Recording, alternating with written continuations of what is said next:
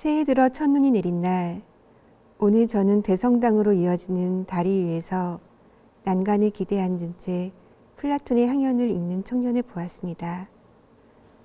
청년 곁에 납작하게 엎드려 있는 흰 털의 큰 개는 병들어 보였고, 청년의 남루한 옷차림과 아무렇게나 기른 수염이니 머리칼은 오랜 노숙 생활을 증명하는 듯 했지만, 청년 앞에 놓인 바구니를 보지 않았다면 그저 제멋대로 살아가는 히피 성향의 대학생일 거라고 여기고 말았을 거예요. 저는 청년의 주변을 계속해서 서성였습니다. 청년은 간간히 하얀 입김을 내뿜으며 거칠게 기침을 했고, 그때마다 허리를 수그려 개의 목덜미에 얼굴을 묻고는 무슨 말인가를 중얼거렸죠. 제 시선이 느껴졌는지 청년이 고개를 들어 저를 보았습니다. 청년은 저를 향해 손짓을 해보였지만 저는 주춤했습니다. 망설임 끝에 다가간 저에게 청년은 작은 초콜릿을 건네며 흐뭇하게 웃어 보였습니다. 마치 아이를 다루듯이 말이에요. 그의 향연을 가리키며 나도 읽어보았다고 말하자 그는 진심으로 놀라는 듯 했습니다. 내가 이미 26살이고 이 도시의 대학에서 철학 전공으로 석사 과정을 밟고 있다고 밝혔을 때는 몇 번이나 정말이냐고 묻기도 했죠. 그는 제가 기껏해야 사춘기 무렵의 여자아이라고 여겼던 모양이에요. 어느새 저는 그의 곁에 쭈그리고 앉았고 우리는 그의 한스, 큰 개의 이름입니다. 그 한스를 번갈아 쓰다듬으며 이야기를 나눴습니다. 루카스는 크루드족의 후예이긴 하지만 독일에서 태어났고 지금껏 한 번도 독일 국경을 벗어난 적이 없다고 했습니다. 독일 정부가 발급한 합법적인 신분증을 갖고 있었고 모국어는 독일어이며 한때는 독일 회사에 고용되기도 했지만 모든 것이 일시적이었어 라고 루카스는 말했습니다. 빌딩의 비상구 계단에서 작은 창을 통해 올려다본 구름처럼 그런 일시성. 잠시 침묵한 뒤 루카스는 강조하듯 덧붙였죠. 돈 좀 있니? 그가 물었습니다. 고개를 끄덕이자 그는 깨끗한 물이 필요하다고 말했고 저는 가까운 상점에서 생수를 사와 그에게 건넸습니다. 그는 배낭에 달려있던 컵에 생수를 따라 한스에게 먼저 주었고 한스가 충분히 목을 축인 뒤에야 컵에 남은 물을 천천히 마시더군요. 태초의 인간은 남자와 여자, 여자와 여자, 남자와 남자가 한 몸이었다죠. 향연의 어느 페이지에서 읽은 기억이 났습니다. 새삼 그들이 부러워졌습니다. 태초의 인간들에게는 인종도 국가도 종교도 없었을 테니까요. 그들에게는 그저 끝없는 사랑만 있었겠지요. 손만 뻗으면 제 몸에 붙은 연인을 만질 수 있는 사랑의 그 짧은 거리, 단순하고도 감각적인 것.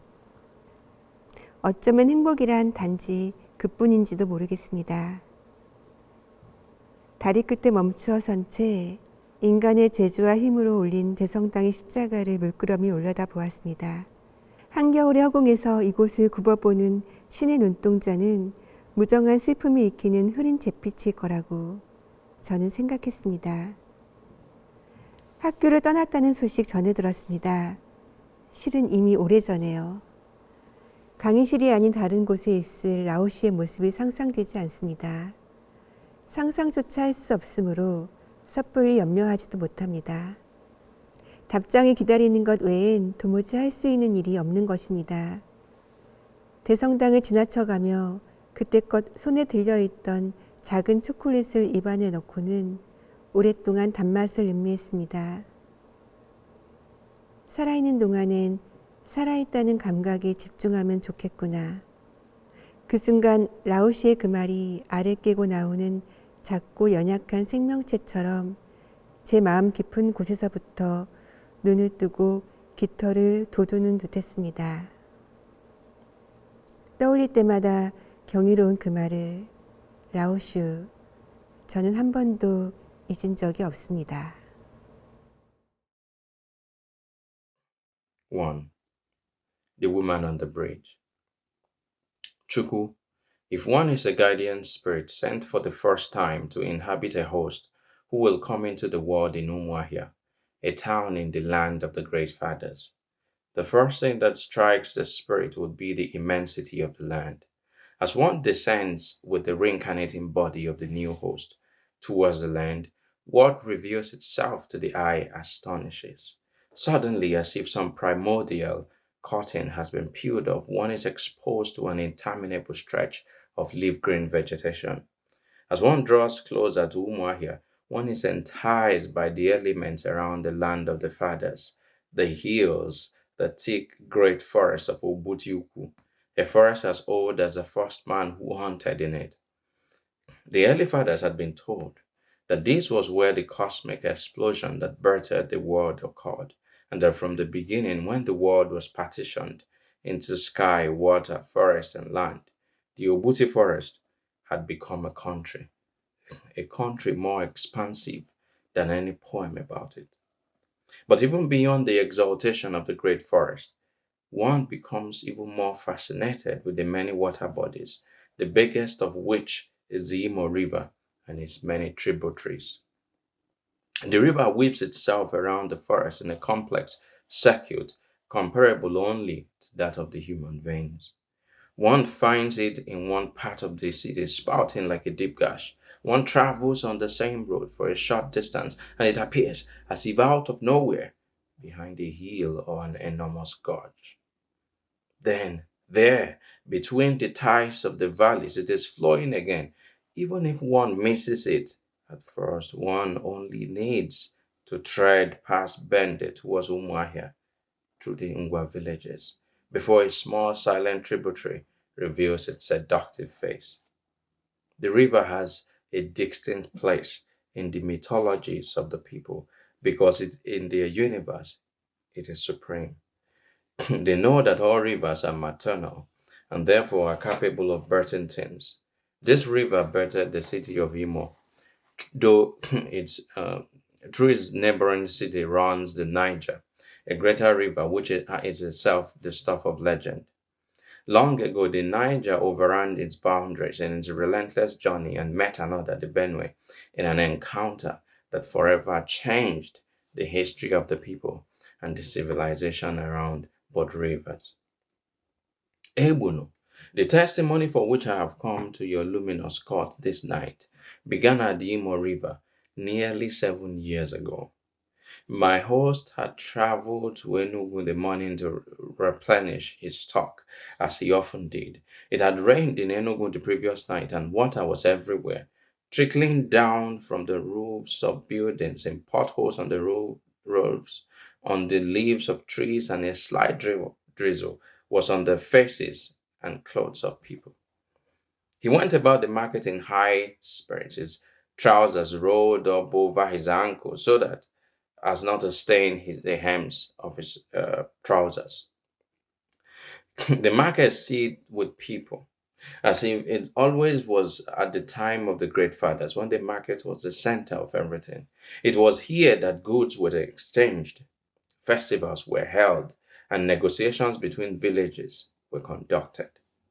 Throughout the land of the fathers, the shrine of Allah, the Great Mother, was often located close to the market. In the imagination of the fathers, the market was also the one human gathering that attracted the most vagrant of spirits, Akaliogoli, Zamosu, tricksters, and various vagabond, discarnate creatures. For in the earth, a spirit without a host is nothing. One must inhabit a spirit body, a physical body, to have an effect on the things of the world. And so these spirits are in constant search for vessels to occupy and insatiable in their pursuit of corporeality. They must be avoided at all costs. I once saw such a being inhabit the body of a dead dog in desperation, and it managed to, by some alchemical means, to steer this carrion to life and make it amble a few steps before leaving the dog to lie dead again in the grass. This was a fearful sight. This is why it is considered ill advised for a chi to leave the body of its host in such a place or to step away from a host who is asleep or in an unconscious state. Some of these discarnate beings, especially the evil spirits, even sometimes try to overpower a present chi or ones who had gone out on consultation on behalf of their host. This is why you, Chuku, you warn us against such journeys, especially at night. For when a spirit embodies a person, a foreign spirit, it is difficult to get it out. This is why we have the mentally ill, the epileptic, men with abominable passions, murderers of their own parents and others. Many of them have become possessed of strange spirits, and their chi are rendered homeless and reduced to following the host about, pleading, trying to negotiate, often fruitlessly with the intruder. I have seen it many times. Thank you. 나의 상상 속에서 할머니와 브루니 씨의 이별 장면은 이런 식이다. 색색의 글라디올로스가 활짝 핀 봄날의 공원이고 둘은 처음으로 손을 잡고 있다. 아무 말 없이. 사방에선 싱그러운 풀냄새가 가득하고 이별의 순간에야 처음으로 잡은 남자의 주름투성이인 손은 따뜻해서 할머니는 생각한다. 그것은 얼마나 오만한 생각이었던가 하고. 노인의 삶이 사지가 마비된 뇌졸중 환자의 것과 다르지 않다니. 이렇게 살아서, 할머니의 몸은 이렇게 살아서 이 모든 것을 생생히 느끼고 있는데. 내가 읽은 할머니의 일기에 따르면 그날 브루니에 씨는 사전을 찾아서 할머니에게 마지막으로 작별의 말을 건넸다. 브루니에 씨가 건넸다는 그 말에 대해서 할머니는 대명사 2개와 동사 1개라고만 적었으므로 그 안에 감춰진 말이 무엇인지 나는 모른다. 그것은 어쩌면 당신을 기다릴게요 일 수도 있고 그리울 거예요 일 수도 있고 내가 상상하는 것처럼 사랑해요 일 수도 있지만 그 말이 진짜로 무엇이었는지 나로서는 영영 알 길이 없다. 내가 알고 있는 사실은 이런 것뿐이다. 그러니까 할머니가 나에게 찾아왔던 지난밤 꿈에 대한 일. 꿈속에서 할머니는 돌아가시기 전에 고통스러워하는 모습이 아니라 70대의 건강한 모습으로 아름다운 옷을 입은 채 희부만 빛에 둘러싸여 서 있었다. 그 세계에서 아마도 소녀인 나는 오랜만에 보는 할머니가 반가워 한달음에 달려가 품에 안긴다. 그런데 이건 무슨 향일까? 나는 할머니의 품에 안기는 순간 어디선가 풍겨오는 달콤한 향을 맡는다. 하지만 할머니의 모자 속이나 치마 속 어디에서도 향의 진원지를 발견하지 못하고 나는 점점 초조해진다. 할머니, 나를 좀 봐. 다급하게 부르는 소리에 할머니가 나를 돌아보고 나는 할머니가 주먹을 꼭 쥐고 있다는 걸 불현듯 알아챈다. 할머니, 손을 펴봐. 나는 할머니에게 떼를 쓴다. 몇 번이나. 내가 울기 시작하면 할머니는 무엇이든 내가 원하는 대로 해줄 것을 알고 있기 때문에 확신에 차서. 하지만 꿈속에서 할머니는 부드럽지만 단호한 목소리로 말한다. 안 돼. 그리고 할머니는 또 이렇게 덧붙이는 것이다. 조금은 고통스러운 것 같지만 사실은 조금도 고통스러워 보이지 않는 얼굴로 주먹을 더 꼭 쥔 채. 이건 내 것이란다.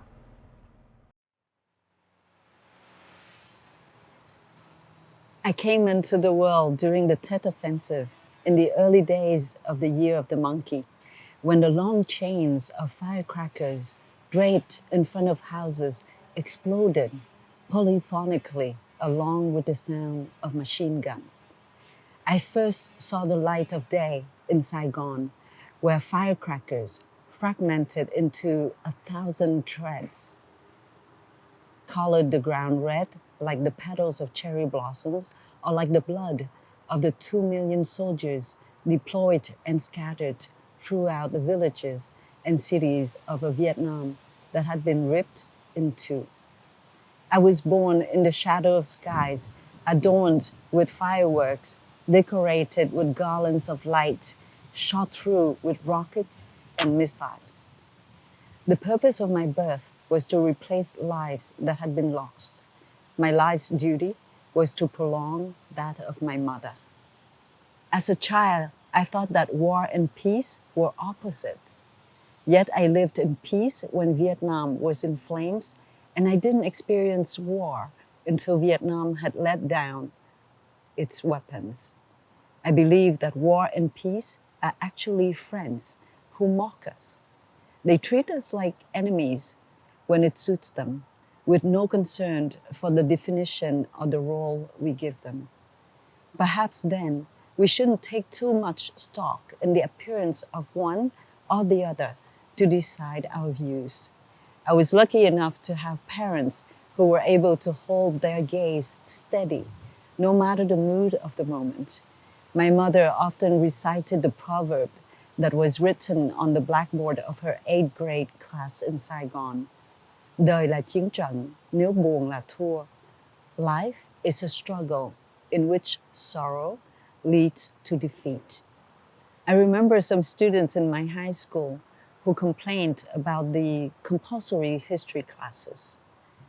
Young as we were, we didn't realize that the course was a privilege only countries at peace can afford. Elsewhere, people are too preoccupied by their day-to-day survival to take the time to write their collective history.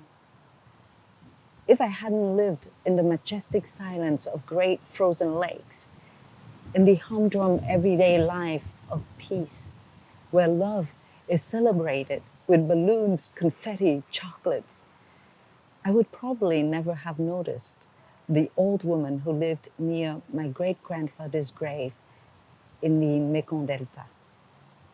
She was very old, so old that the sweat ran down her wrinkles like a brook that traces a furrow in the earth.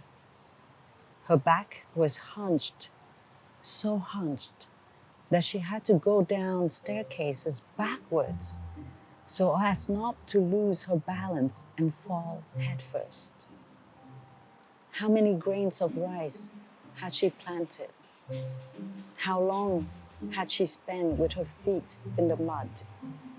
How many suns has she watched set over her rice fields? How many dreams had she set aside only to find herself bent in two 30 years, 40 years later? We often forget about the existence of all those women who carried Vietnam on their backs, while their husbands and sons carried weapons on theirs. We forget them because under their cone-shaped hats, they did not look up in the sky. They waited only for the sun to set on them so they could faint instead of falling asleep. Had they taken the time to let sleep come, they would have imagined their sons blown into 1,000 pieces, or the bodies of their husbands drifting along a river like flotsam. American slaves were able to sing about their sorrow in the cotton fields. Those women let their sadness grow in the chambers of their hearts. They were so weighed down by all their grief that they couldn't pull themselves up, couldn't straighten their hunched backs, bow under the weight of their sorrow. When the men emerged from the jungle and started to walk along the earthen dikes around their rice fields, the women continued to bear the weight of Vietnam's inaudible history on their backs. Very often, they passed away under that weight in silence. One of those women whom I knew died when she lost her footing in the toilet, perched above a pond full of bullheads. Her plastic slippers slid. Anyone watching her at that moment would have seen her cone-shaped hat disappear behind the 4 panels that barely hid her crouching body, surrounding her without protecting her.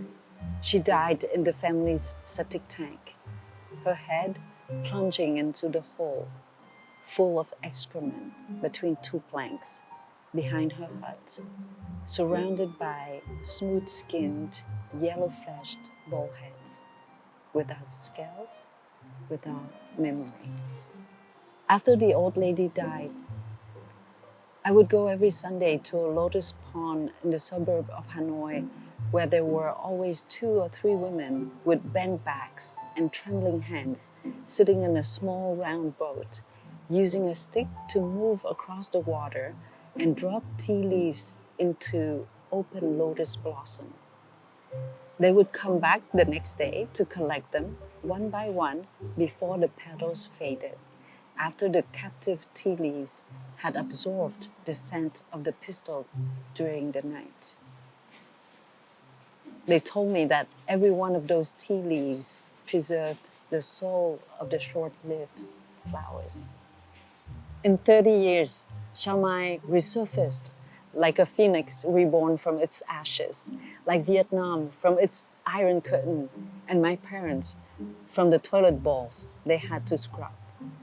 Alone as much as together, all those individuals from my past have shaken the grime off their backs in order to spread their wings with plumage of red and gold before thrusting themselves sharply towards the great blue space, decorating my children's sky, showing them that one horizon always hides another, and it goes on like that to infinity, to the unspeakable beauty of renewal, to intangible rapture.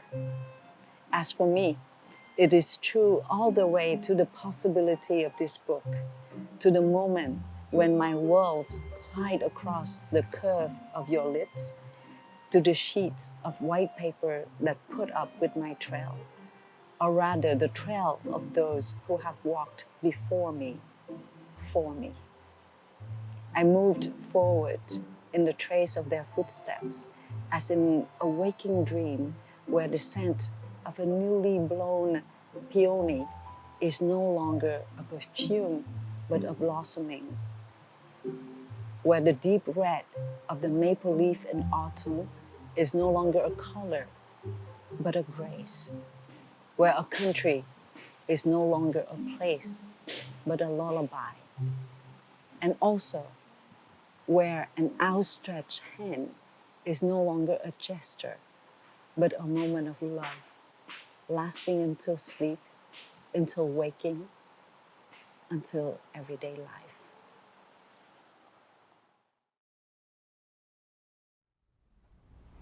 지원의 가족은 내 경우처럼 부모의 불화로 자식들이 괴로움을 겪는 흔한 노동자 계층 가정은 아니었지만 지나치게 엄격한 아버지로 인해 나머지 가족들의 삶이 힘겨워진 케이스라는 점에서 보면 전형적이기는 마찬가지였다.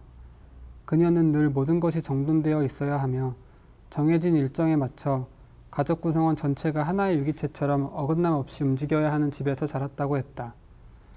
공군 중령을 지내다 전역하고 법무부에서 행정관으로 일하던 그녀의 아버지는 집안에도 셀 수 없이 많은 기준과 규칙들을 세워두었는데 지원은 자신도 그 틀에서 한 발짝도 벗어나지 못한 채 평생을 숨죽이며 살아온 어머니처럼 될까봐 두렵다고 했다. 어머니처럼 누구에게도 이해받지 못한 삶을 살면서 어딘가로 떠날 수도 없는 약한 사람이 되어버릴까봐 겁이 난다는 것이었다. 딱 한 사람, 온전히 내 편인 딱 한 사람만 있으면 되는데 어째서 그게 그렇게 힘든 일일까? 우리 가족도 남들만큼 살 수 있는데 특별히 부족한 것도 없는데 아버지가 어머니를 사랑하기만 하면 모든 문제가 해결될 것만 같은데 왜 그러지 못하는 걸까? 딱 한 사람이라는 그녀의 말 때문이었을까? 그 집에서 지원과 함께하는 동안 나는 어쩐지 구원이라는 단어를 종종 떠올렸던 것 같다. 당시에 우리의 관계가 어떤 성분으로 이루어져 있었는지 깊이 생각했던 것은 아니었다. 나도 막 연애를 시작한 수많은 다른 연인들처럼 TV 드라마성 연애 이야기에 쉽게 나를 대입하기도 하고 다양한 갈래의 복잡 다단한 정서를 단 하나의 위대한 단어, 그러니까 누구도 그 뜻을 정확히 알지 못하지만 강력한 편의성으로 인해 빈도 높게 사용되곤 하는 사랑이라는 단어로 단순화해 그것에 몰두하기도 했다. 그럼에도 어쩐지 구원이라는 단어는 어느 순간 느닷없이 머릿속에 희미하게 떠올랐다가 사라지곤 했다. 그런데 한 사람이 다른 한 사람을 구원할 수 있을까?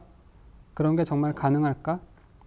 그때의 나는 다소 희망에 찬 내면의 목소리를 들었던 것도 같지만 이제와 돌이켜보면 내가 그 단어를 떠올렸던 이유는 실은 지원과 내가 서로를 구원해 줄 수 있는 능력을 가졌던 것이 아니라 그저 서로가 어떤 식으로든 구원이 필요한 사람들이었다는 증거였을 뿐이었는지도 모르겠다는 생각이 든다.